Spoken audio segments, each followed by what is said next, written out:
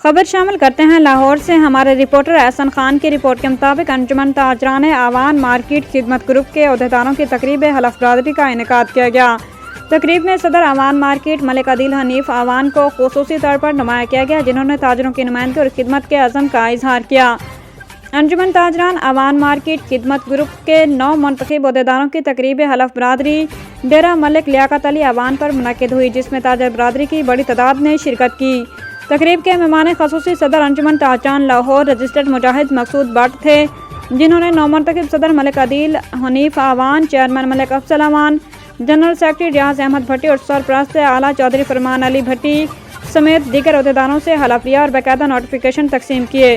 इस मौके पर सदर आवान मार्केट मलिक आदिल हनीफ आवान ने गुफ्तगू करते हुए कहा कि ताजर बरादरी के मसाइल का हल इत्तेहाद और खिदमत उनके अवलीन तरजीह होगी और आवान मार्केट को एक मुनज़्ज़म और मजबूत प्लेटफार्म बनाया जाएगा। तकरीब में सदर मेन बाजार सुहेल सरवर, नईम भट्ट, मलिक लियाकत अवान, मलिक हनीफ अवान, रूसी 242, हमीद म्योर, चेयरमैन गुलाम हुसैन अवान और दीगर मौजूद शख्सियात ने भी शिरकत की।